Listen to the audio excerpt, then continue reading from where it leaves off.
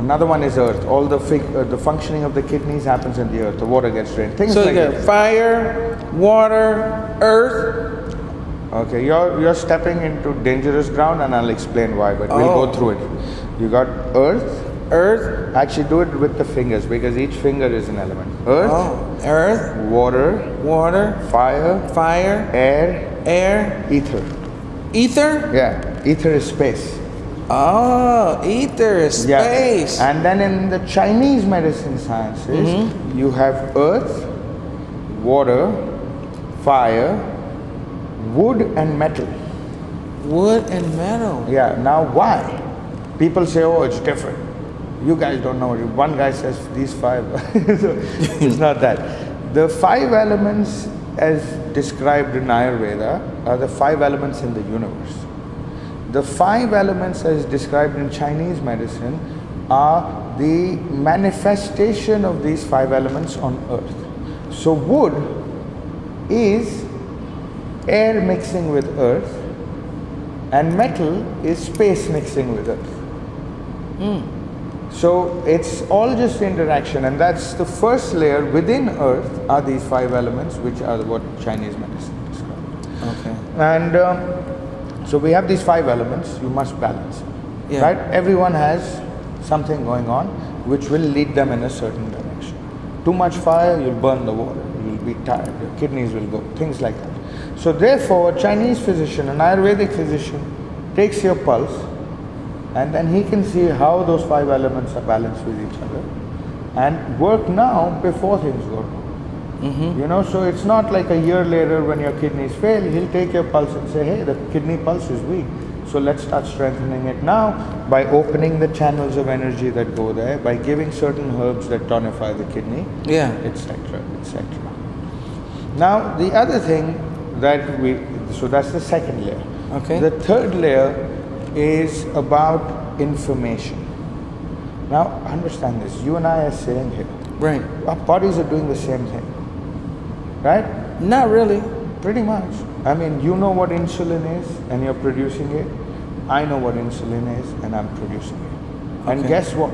There's no wire that's connecting us and sending the data back and forth. True. But the data is going in the hardware. Into the heart? Into the hardware. Oh, into the heart, the whole body. Yeah, the data is here. Sure, the It's data coming. is there, yeah. The data is there. Now, this data never dies. It's negentropic, right? You might come and go, but 1,000 years from now, some other being will be creating insulin. That's great.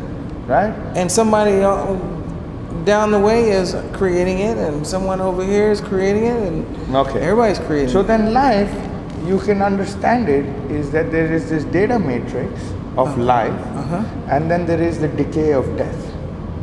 Right? True. At any given point, you are lying at the balance between those two. True. Life and death. You're lying in the balance between those two. Right between life and death. Right? Or right in the middle, right there. Yes, but is it possible to shift where that lies? That's what we're talking about with quantum shift. To shift death to life? No. Or to shift what? To shift where you vibrate within entropy and negentropy. Within those two possibilities of inertia and movement. Rajas and tamas and sattva. So how can we, with that information, with that data, bring a new download to this body? Good question. So that's the... Do you have an answer for that? Yeah, of course. I guess, what is the answer for that? So the answer for that is, that becomes a question of vibration and resonance. Yeah. So there are many different devices that can today bring you into resonance with something. One of those is a homeopathic tincture. So for example, instead of giving you an injection of testosterone, you can take this testosterone homeopathically, and that will become a reminder from the matrix of information into the body that this is what testosterone is producing. This is what insulin is producing. Right? Yeah. Now the people who say, hey, homeopathy, there's nothing in there, you know what I mean, are the same people who say that vibrations don't exist and this universe is purely physical, and they need to catch up on their physics.